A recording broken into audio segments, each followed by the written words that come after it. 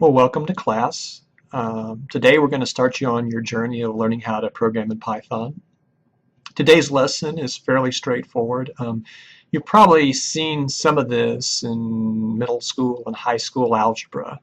I'm going to tell you about how numbers are represented in Python, and then we'll discuss how to build arithmetic expressions by combining these numbers. I don't think it's anything that's too mysterious here. Kind of what the way you should think about today's lecture is that Python at its core is just an overgrown calculator. We're going to give it some data, in this case numbers, and we're going to ask it to do some operations, and it's going to, when it's finished, give us an answer. And so that'll kind of consume most of today's lecture. And then I'll go on and we'll talk about ways to build variables and functions and things like that later on. Okay, let's go to class. Before we jump into the details of our lecture on arithmetic expressions, let me show you about how we're going to handle examples that we're going to consider during lecture. So here I have a Code Sculptor window sitting, and it's got the example we're going to consider here. This is actually the completed example. I'm going to walk through it and fill in all the Python expressions dynamically so you can see how I do it. But the critical thing is we're going to make that file available to you. It's going to, in the break between this segment of video and the next, we're going to pop up a URL that you can click on, and it will take you to this file inside Code Sculptor. And you can kind of see up here, there's actually a naming convention we have. It's always codesculptor.org. We put a hash mark with examples, and then afterwards we'll have the lecture name.py. You don't have to remember that. The link will be here. You can click on it to pull it up, and you can play around with it either during the video or after the video is over. I want to show you one other resource that you have available. If you would like to go back and look at the examples without going through the video, we can go here to the class page. And notice on the left-hand side, we talked about concepts and examples. If I click on that, it has a listing of concepts given by week. And if we go to week 1, we can see that there are actually kind of 3 main concepts we're going to talk about today. We're going to talk about arithmetic expression. I talk about numbers, arithmetic operators, and arithmetic expressions. And probably the most interesting thing from your point of view are these links here. We have a link to the file that I'm going to use here when I discuss it. And if I don't do a good job and you need more help, we had a very industrious student who's putting together extra examples inside Code Sculptor that you can click on. This link goes to some extra examples of using floating point numbers and integers. And you can play around with that and see another perspective on this. So remember, if you get a little confused, grab those extra examples and play with them. Okay, let's go on and do the lecture. So let's talk about numbers and arithmetic expressions in Python. So there are two kinds of numerical data types in Python. They're integers, think of kind of signed whole numbers, and they're floats. Think about those as kind of a way to represent decimal numbers with some finite precision. So we can just type in examples of this very easily into Python. So we could say print 3 or -1 or maybe 3.14159 or -2.8. And if we click run, well, out comes these numbers printed out in the console. There are 2 Python functions that allow us to convert into these data types. There's a function int that takes a piece of data and converts it into an integer. This will work on floats, and you'll see it'll work on strings and other things later on. And there's a function float that will take a piece of data and try to convert it into a floating point number. Let's just focus on int for now because it's kind of interesting. So we could try to see what int does when we apply it to various floating point numbers. So let's apply it to 3.1, and maybe take the int of 3.7, and the int of -3.1, and the int of -3.7. And the reason I'm doing this is because I want to kind of figure out kind of what whole number float converts a decimal number into. Int converts a decimal number into. So if you see in this example here, all these numbers, when we apply int to them, what we really do is we just take everything to the left of the decimal point and we throw away everything to the right of the decimal point. So for example, this doesn't round. It just kind of strips off everything on the left-hand side of the decimal point. If we take the float of an integer, it's actually boring. It's we just say float of maybe 3 or float of minus 7, and what we can see is that, well, it gives back what we expect, 3 and minus 7. Now, you probably worked with integers before, but you may not have worked with floating point numbers. And the key distinction here is that a floating point number doesn't always represent a decimal number exactly.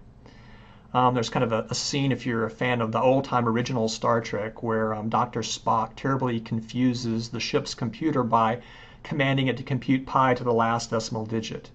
Well, pi doesn't have a finite representation as a decimal, and so the computer went merrily off trying to compute the last digit of pi and got in a loop, and eventually, I think, gave up control of the ship, and Spock saved the day. I'm going to show you a demonstration kind of to get you going here, to show you a little bit about how the limitation of Python representing a really high precision decimal numbers as a float. So what I've got done here is I've gone out and looked up on the web a 50-digit approximation of pi and a 50-digit approximation of the square root of 2. So I'm just going to put in a print statement from each of these and try to ask it to print out what it thinks this 50-digit approximation really is as a floating point number. So we're going to say print, and I'm going to copy here.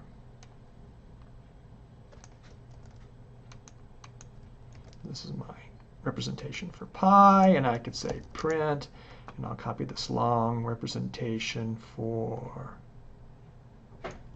square root of 2, and we'll run that. And what you see is over here that in the console, Python printed out about a 15-digit approximation to both of those numbers. So it didn't take all 50 digits and store them. It stored about 15 decimal digits for each of these numbers. So when Python is doing calculations using floating point numbers, it doesn't store kind of an infinite representation. It stores a finite representation. And for most of the time in this class, you'll never notice the difference. But there'll be a few times as you progress on in your programming career, this will start to become important. In fact, if you get high enough, there are actually kind of whole sections of classes devoted to this issue. But for now, all I want you to do is just be aware of this particular issue. So now we have numbers. We have ints and we have floats. Now, if that was the only thing that Python could do, it would be kind of boring. So we're next going to talk about arithmetic operations that we can apply to numbers to make more complicated expressions. This is very similar to what you probably learned to do in middle school with a calculator. The only difference here is we're going to actually just type these expressions in this text. There are 5 operators we're going to look at. We're going to look at plus, minus, times, division, and power. Those correspond to addition, subtraction, multiplication, division, and exponentiation. Let's just do a couple of examples real quick. So I could say print 1 plus 2 on 3 minus 4 and 5 times 6, and then maybe like, let's go 2 to the 5th power here. So we can run that. What we see comes out is 1 plus 2 is 3, 3 minus 4 is minus 1, 5 times 6 is 30, and 2 to the 5th power is 32. Now, the only operator that's a little tricky here is division. So division takes 2 integers and doesn't automatically return back an integer. And in fact, the version we're going to use is going to return back a floating point approximation to kind of the exact answer. And so let's just do that real quick. Let's do, let's say, print maybe 1 divided by 3, or 5 divided by 2, or maybe minus 7 divided by 3. So if we run that, sure enough, what comes out is what I just discussed. They're floats that approximate the exact answer. So I want to point out something that you should keep in mind here, that this implementation of division is not consistent with Python 2.6. It's the one place in CodeSculptor where we don't make a design choice based on Python 2.6. We instead replicate what JavaScript does and what Python 3 does. Python 3 uses the slash as division to do floating point division. If you want to use integer division, which is what is used in Python 2.6, you can use the / operator, and that will return an integer as a result of doing division. So just print that out and I'll explain kind of how it works. So we do 1 integer divided by 3, and 5 integer divided by 2, and minus 7 integer divided by 3. And the answers that are going to come out are going to be integers now. And it's 0, it's 2, and it's minus 3. So for positive numbers, you can always just think it's kind of the largest whole number less than the answer. For negative numbers, you still kind of go to the largest whole number less than the answer. And you might ask, well, why don't we do it the same way as kind of the AND operation, and just take the whole part? Well, we're going to look at the remainder operator in a couple of lectures, and it turns out that this is a nice way to do integer division for negative numbers, because there'll be an important relationship that'll always hold with integer division and the remainder operator. And I'll talk about that in a few lectures. So in general, just use slash for division, and I think everything will be fine.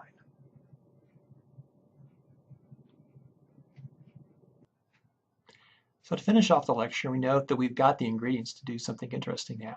We have numbers and we have operations, and so we can combine these numbers and operations and make more complicated expressions.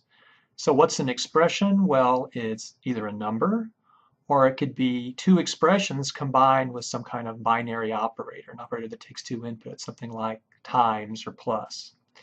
Now, to be technically correct, you can actually build expressions using unary operators. The only one that you know about is minus. You can just take the negative of an expression. So let me show you some examples of building more complex expressions using binary operators. So I could print out, let's see, 1 plus 2 to the third, or 4 minus 5 divided by 6, or maybe 7 times 8 plus 9 times 10. So if we run that, what do we see over here? Well, let's see, 1 plus 2 to the third, that's 1 plus 8, that's 9. 4 minus 5/6, that's, let's see, 5/6 is 0.833333, so it's 3.16666. And let's see, 7 times 8 is 72 plus 90. Actually, 7 times 8 is 56 plus 9 times 10 is 90, so it's 146. Now you might notice when I did these expressions up here that I kind of had like a linear sequence of numbers and operations, and I somehow interpreted them in terms of this idea of having kind of an operator collecting two expressions. So there's some rules you're probably really aware of that you can use to take this kind of linear sequence of numbers and operators and turn it into an expression. This is called operator precedence, and you probably saw this in middle school when they told you a mnemonic of the form, "Please excuse my dear Aunt Sally." And what that says is that when you have this linear sequence of, this linear expression, what you're going to do is you're going to go through and do parentheses first. After you've done parentheses, then you're going to do E for exponentiation. Then after that, you're going to do multiplication and division. And after that, you're going to do addition and subtraction. That's what the A and the S stands for in Aunt Sally. And for multiplication and division, they really have equal precedence, so you do them from left to right. And for addition and subtraction, same thing. They have equal precedence. You do them from left to right. So for example, we could go through and we could say,